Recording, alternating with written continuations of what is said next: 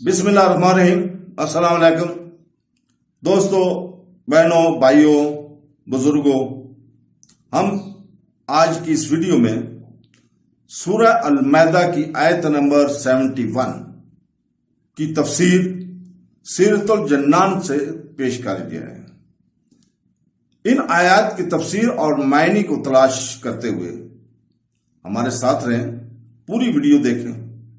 قرآن کی سمجھ میں اضافہ کریں اور اسلامی تعلیمات کے بارے میں اپنے علم کو گہرا کریں۔ تو دوستو، اللہ تعالیٰ سورہ المائدہ کی آیت نمبر 71 میں فرماتا ہے، جس کا ترجمہ ہے، اور انہوں نے یہ گمان کیا کہ انہیں کوئی سزا نہ ہوگی تو یہ اندھے اور بہرے ہو گئے، پھر اللہ نے ان کی توبہ قبول کی،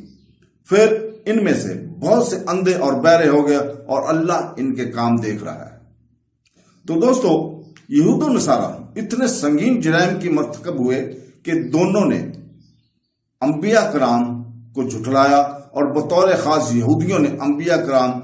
کو شہید بھی کیا، لیکن اس کے باوجود انہوں نے یہ گمان کیا کہ ایسے شدید جرموں پر بھی انہیں عذاب نہیں دیا جائے گا، تو یہ اندھے اور بہرے ہو گئے، یعنی حق دیکھنے سے اندھے اور حق سننے سے بہرے ہو گئے، اور ویسے بھی وہ عقل و شعور سے اندھے بہرے تھے کہ ایسے جرائم کے باوجود بھی خود کو سزا سے محفوظ سمجھتے رہے۔ پھر جب انہوں نے حضرت موسیٰ علیہ السلام کے بعد توبہ کی تو اللہ تعالیٰ نے ان کی توبہ قبول کی،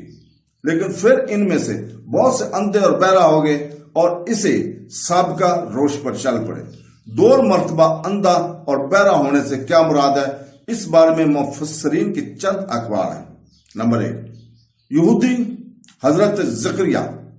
حضرت یحییٰ اور حضرت عیسیٰ علیہ السلام کے زمانے میں عقل کے اعتبار سے اندھے اور بہرا ہو گئے، پھر ان میں سے بعض کی توبہ اللہ تعالیٰ نے قبول فرمائی کہ انہیں انبیاء کرام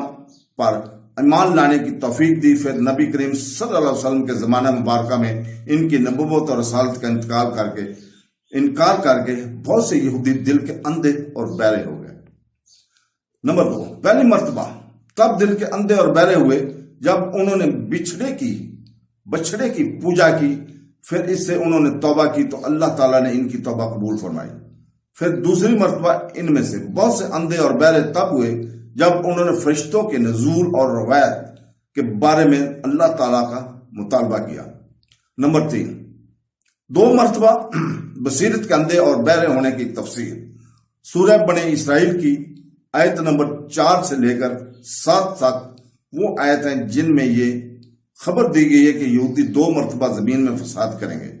تو دوستو، اللہ تعالیٰ سے دعا ہے کہ وہ ہمیں قرآن پڑھنے، اس کی تفسیر پڑھنے اور اس کو سمجھنے کی توفیق عطا فرمائے اور اس کے اوپر عمل کرنے کی توفیق عطا فرمائے۔ آمین ثم آمین۔ اللہ حافظ۔